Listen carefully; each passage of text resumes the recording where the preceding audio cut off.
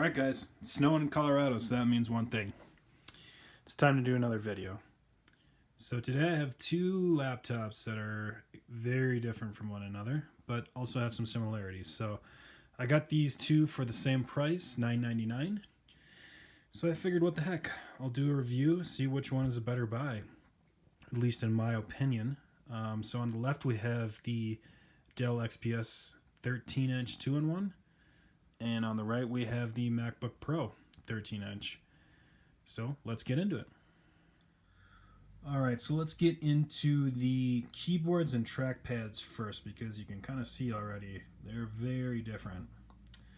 First, for the Dell XPS, you have the kind of the soft touch carbon fiber to rest your palms on that feel great. It's kind of rubbery but smooth. I don't know what it is, but it feels great, I'll tell you that. The keyboard itself is a little bit small, but overall not too bad to type on. The keys have good travel, good response to them. They're backlit. So overall, I mean, I enjoy typing on this. It's a great keyboard in my opinion. It's kind of a subjective type of review, but to me, I think it's a great keyboard. Trackpad is a little bit small in my opinion, but overall works great. It does have a fingerprint scanner, which my MacBook Pro base model does not. And you can kind of see what just happened there. This thing is a fingerprint and oil magnet. It picks these things up the moment that you touch it. Something to be aware of. I used it for a day and I couldn't believe how much oil and fingerprints it picked up. I did a pretty good job of cleaning it here. And don't get me wrong here, I wasn't eating a MacBook or a McDonald's cheeseburger before using this. It was, I had pretty clean hands, but it just picked it up like crazy. So as kind of a neat freak with my tech at least, that kind of bugs me, but it might not bug you. So something to be aware of. Over at the MacBook Pro, we have the enormous trackpad here, and then we have the butterfly switches that some people either love or hate, or you kind of love or hate them. There's really no in between. I love them. I like the size of the keys. You can hear the response. Extremely low key travel, really clicky response. I like that.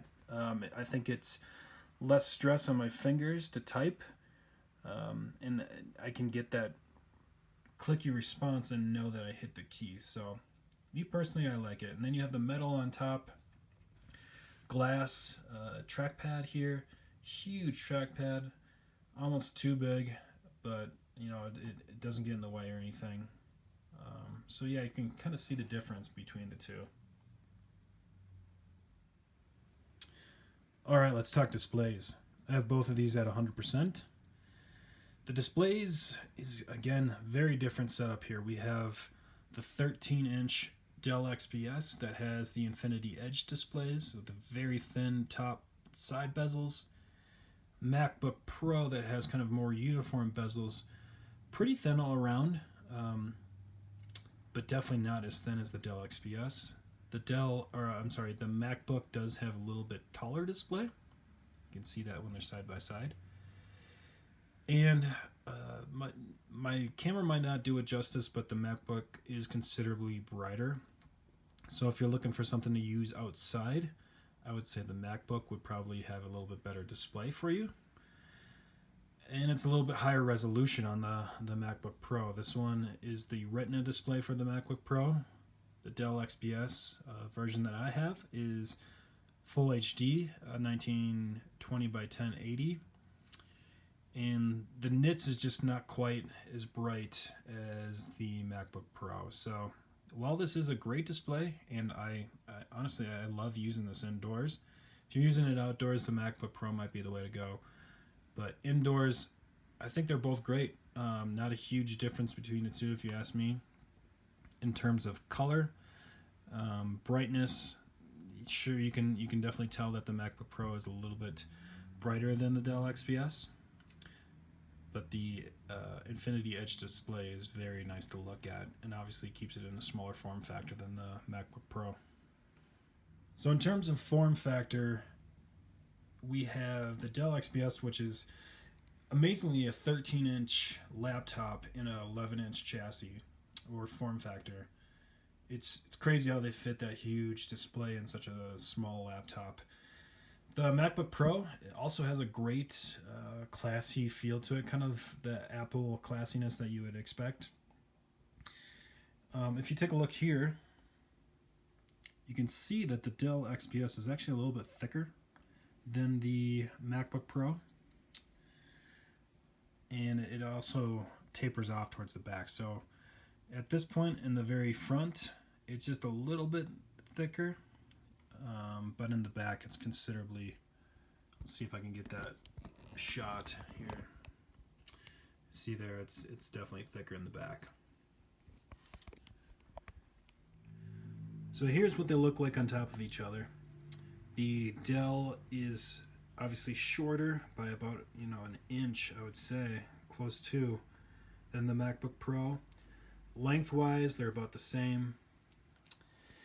And then, and just of kind of the rest of it is, they're both made out of very nice, metal material. Both have the single logo in the middle. You can see the hinges on the Dell XPS, where you can't see them on the MacBook Pro. Overall, the MacBook Pro just looks a little bit more uniform, cohesive device, whereas you can see the hinges, and then you can also see the carbon fiber kind of smushed in the middle of the two metal slabs on the Dell XPS. Not to say that that's a bad thing. I don't mind it, but some people just like that look of the cohesiveness of the metal on the MacBook. So a couple of other things to note hardware-wise is that the Dell XPS is a 2-in-1, obviously. You can see it here. It folds back into tablet mode. I honestly never use it as tablet mode. First, because it's heavy as a tablet, and second, because these bezels are super thin, and so your finger's constantly touching things on the screen. Not a great tablet experience. As a presentation mode like this, I think it's great. Nice little feature. But that's really the only way I would use it. And then the other thing I just want to mention is that the webcam is down at the bottom. Many of you might be aware of this already. It's an absolutely awful webcam experience.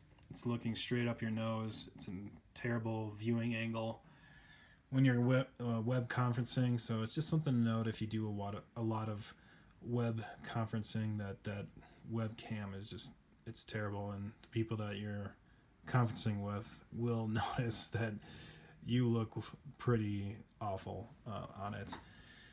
For the MacBook, it's kind of your traditional laptop setup, and it has the webcam up at the top. And it's decent, it's not great.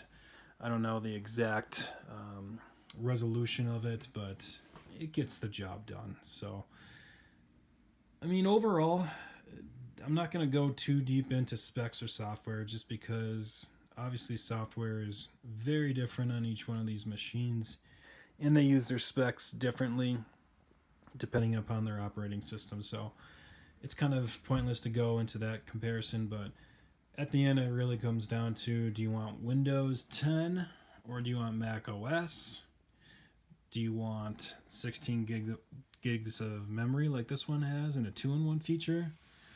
Or do you want the a little bit better Intel chip and brighter display? I mean, again, it all comes down to what you're looking for at that point, but I just wanted to kind of go through and have a fun little review of the hardware between these two, how much different they are, but at the same price point and close to the same screen size.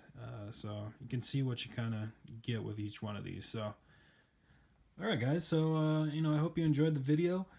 If you have any other questions in terms of anything else about these two computers, I'm going to be playing with them for a little bit longer.